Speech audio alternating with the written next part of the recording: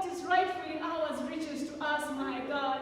Thank you because your grace is sufficient for us at this moment, my God. Thank you, God, because your joy is our strength, Almighty Redeemer. Thank you, God, because you are renewing our strength at this time, my Father, Lord. That the weak will say they are strong, my God. That the poor will say they are rich, my Jehovah, because of your blessings upon their lives, my God. Remember our world today, my God. Remember our country today, my Jehovah. Our world needs you, my God. Remember all those who seek you for healing, my God. Remember all those who are seeking you for provision, our Father. You are the Lord that healeth us, oh God. You are the Lord Jehovah Rapha, Jehovah Nissi, Jehovah El Shaddai. There is no one else like you, my God. You are the great I am, my Father. And Lord, we trust in you today. We put our trust in you, my God, not in our jobs, my God, not in our employers, oh God, not in our workplaces, my Father, not even in our families, but in you, oh God. Be the potter, oh King of glory. Mold us, my Jehovah. Teach us what you want us to hear, my God. Direct our steps. Open our hearts to you, Jehovah God. Open our inner ears to receive from you, my Jehovah. But the Lord, quicken our spirits to hear from you, my God. But there is no one else like you, my God. Fill us with your love. Fill us with your peace, my Jehovah. But the Lord, help us, oh God, to reap your spirits, my Jehovah. Your spirit, oh God. Your fruits, oh my Father, Lord, from your Holy Spirit. Holy Spirit, oh God, guide us. Give us peace at this moment, Jehovah.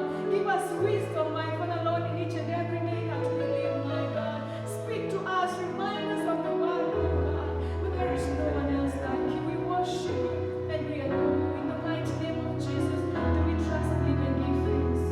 Amen. Good evening, viewers, brothers and sisters, and fellow Kenyans.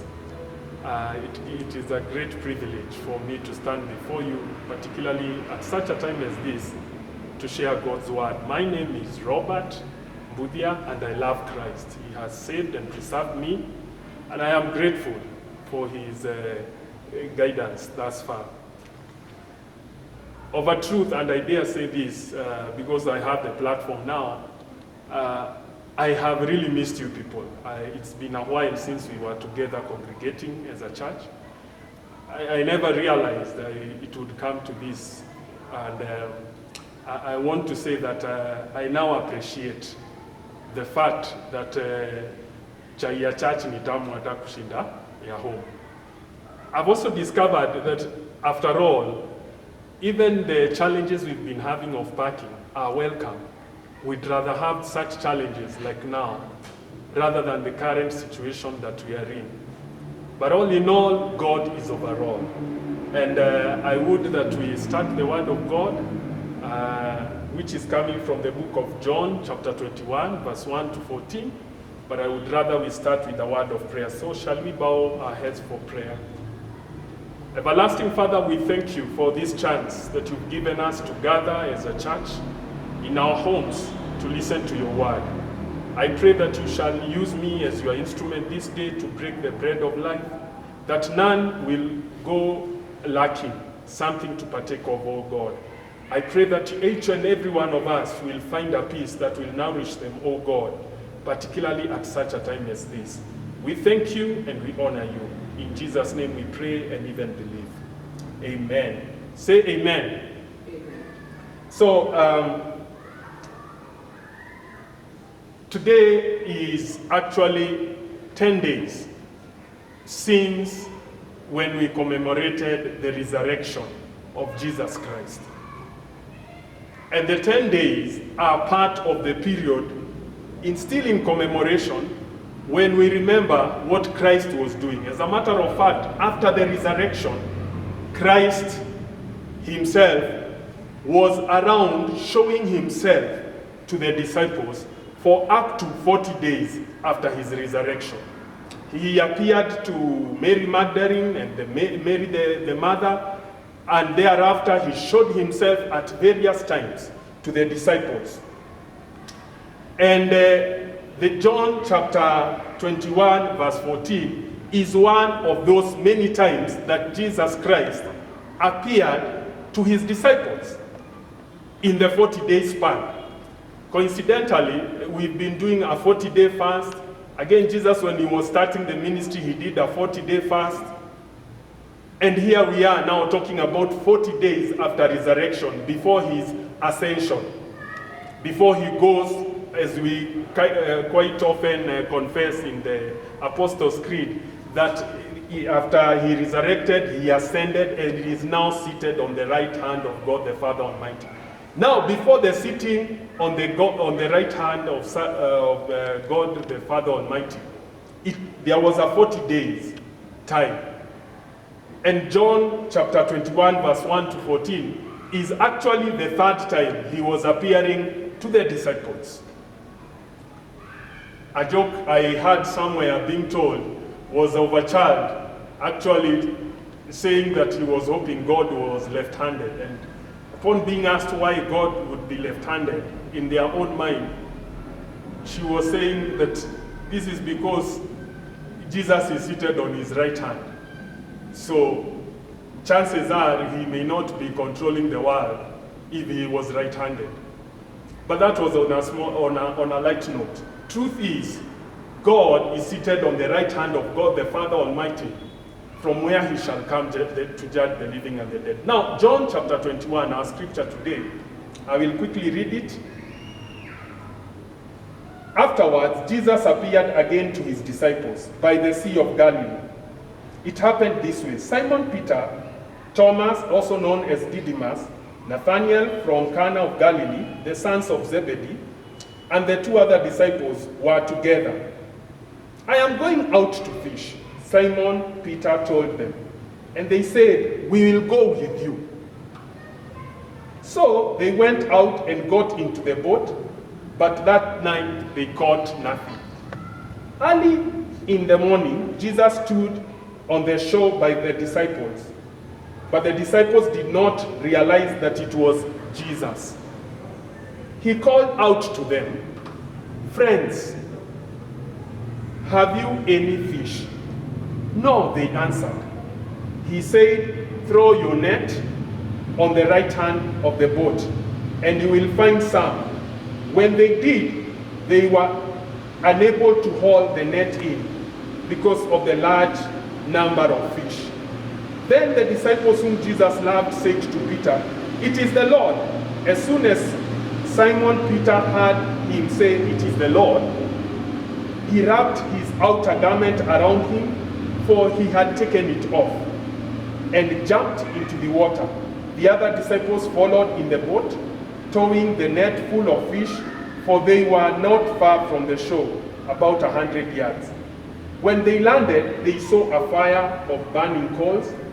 There were fish on it and some bread. Jesus said to them, bring some of the fish that you have caught. So Simon Peter climbed back into the boat and dragged the net ashore. It was full of large fish. 153, but even with so many, the net was not torn. Jesus said to them, come and have breakfast. None of the disciples dared ask him, who are you? They knew it was the Lord. Jesus came and took the bread and gave it to them, and did the same to the fish. This was now the third time Jesus appeared to his disciples after he was raised from the dead. The purpose and reason why Jesus, for the 40 days, of which today we are on the 10th, why Jesus kept appearing to the disciples was, one, to assure them. He needed to give them assurance, particularly now that he was dead and in their minds they were disappointed. He needed to assure them. He needed to have them to know that he was still in charge. He was the one who was dead, but now is raised, having conquered death and taken away the keys of hell. They needed him. He needed them to know that for sure. He also was appearing to them from time to time so that he would comfort them. They needed comfort in the time of trouble and strife. when they were the pariah of the society. Nobody wanted to associate with them. As a matter of fact, in their condition, they had even secluded themselves and locked themselves up in a house. He needed to comfort them and tell them, look, not only was I in charge, but even what I did, I actually did all this for you because I love you. He also was appearing to them intermittently from time to time to give them direction of what they needed to do. At some point, he told them, let us meet in Galilee. At some point, he told them, tarry in Jerusalem until the Spirit is come upon you. He gave them direction and vision and clarity of vision where it had waned, where it had diminished. My prayer this evening is that each and every of us will find these three things in the message today, even as Christ speaks to our hearts and in our different situations. Is that God will assure us, that God will comfort us, and that God will give us direction. Those three things is my prayer for all of us this evening. John chapter 21 is a scenario like was the norm of the day. People used to go fishing. Except the unusual bit that qualified this scenario to be depicted in the scriptures is that it involved the very people who Jesus was entrusting the ministry. He had come to the end of his ministry of 3 years. But these are the people that he was entrusting the ministry to, the disciples. Number one, these very same disciples had lost the voice of the calling. They had forgotten the calling. When Jesus was going along the same Galilee before at the beginning of his ministry, when he was meeting Simon Peter and his brother Andrew, when he was meeting the sons of Zebedee, they were originally fishermen. They were actually in the career of fishing. But he told them, I will make you fishers of men. Let go of what you're doing. Come and I will make you fishers of men. And for 3 years, the truth of the matter was, he was converting them little by little to be the very fishers of men. But at this point in time, they were delusioned. They lost the vision and they could not remember this particular calling where they had been told, come, I will make you fishers of men. And they had gone back to actually fishing the fish. Secondly, these were discouraged people who seemed at the time to have backed the wrong horse. They were regretting. In fact, when the Lord appeared to the two disciples on the road to Emmaus, one of them said, they didn't know it was Jesus they were conversing with, but one of them confessed and said, we had hope in him that he would come and save us as Israel. In other words, their hope had simply been quashed. Their expectation had been cut short. Such was the status of these men who are now fishing, who are back to the original thing that they had already been called from. These were men who are trying to resuscitate a business that they had forgotten about for the 3 years that Jesus was ministering. They were also fearful. They were fearful when they were doing all these things. Remember, they ran away even during the time that Jesus was about to be crucified. They ran away from him. They had locked themselves up in fear. And they were wondering, what became of us? What became of the vision that we had seen? Did I not hear the voice correctly? And such is the situations that sometimes we find ourselves in. As a matter of fact, I can almost relate this to the current situation that we are all facing, where the things that we had hoped would materialize may may seem like they are not. It may look like the hope is cut short. It may look like God is nowhere. Where did we back the wrong horse? It might look like we are at the very end of ourselves. As a matter of fact, from what we have read in the scripture, they could not even recognize Jesus himself when he was speaking to them originally. Until when they brought in the fish, that's when they recognized him by reason of the miracle. When John told Peter, "It is the Lord," that's when recognition dawned on them. So it is a situation where even Christ himself was not recognized. They could not differentiate his presence in their midst. It was a night of one failure after another when they tried by their own might. It started with Simon Peter saying, "I'm going fishing." And then the others said, "We will follow suit." And so they went, all of them. And Christ is finding them in a position which is unusual for them at that particular time. Could we be in such similar situations ourselves? That now when things and hope look like it is diminished, when that which we had hoped for look like it is being cut short, and we find ourselves in a situation where we think Christ has abandoned us. Even in that situation, from what we see in the scripture, God never abandoned them. He was with them. He actually appeared to them. And we might be tempted to rush to condemn these disciples and wonder, 3 good years, we walked with you. Did you not know? Did you not hear what I told you? And then it brings out something that is so important for us to recognize. That fear and faith actually grow on the same soil of our hearts.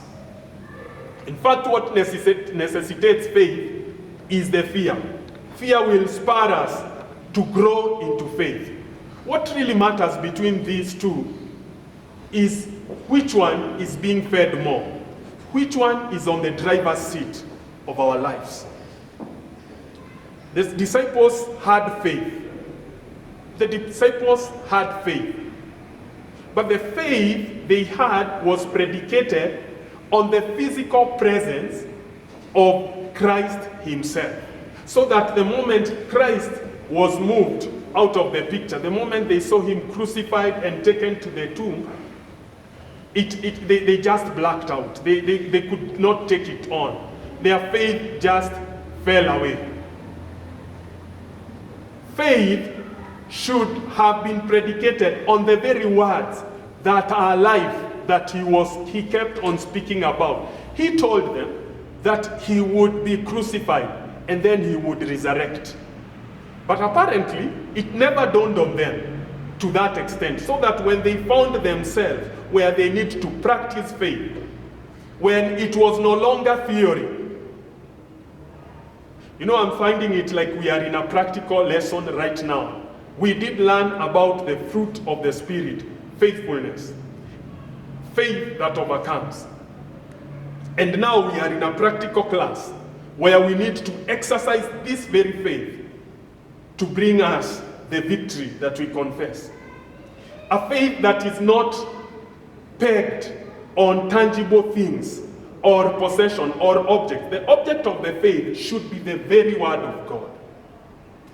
If Job, perchance, had faith on the things that he possessed, they were all taken away, and the enemy then could easily dominate his life. But Job's faith was on the Lord. He said, "Though he slays me, yet will I trust in him." Such is the all-conquering faith. But the disciples had a different kind of faith. A faith that was predicated on the very presence of Christ himself. So that when Christ moved, they also moved. They also gave up at that particular point in time. So at this particular point in time, I'd like to ask us, what is our faith built on? My faith is built on nothing less than Jesus Christ and righteousness. I dare not trust the sweetest flame, but wholly lean on Jesus' name. Is our faith fully in Jesus? Is our faith pegged on Jesus? As we come to the very end of this word of today concerning faith, the imagery that has been prevailing in my mind about faith is that of an anchor. An anchor is the one that holds the ship. It holds the ship so that the ship does not drift. Now, our faith is like that anchor that is cast into the sea. And as the anchor drags along the seabed, it will encounter stones and other matter in the bottom of the sea, and then it will hold onto that anchor. And by so doing and holding and anchoring onto that matter at the bottom of the sea, it enables the ship to be steady. My question to you, brother and sister, tonight is that will our faith be anchored on the word of God? Just like the anchor of the ship that steadies the ship, so that when the storms are moving the ship, we shall remain steady and steadfast, immovable, unshakable, totally trusting in God.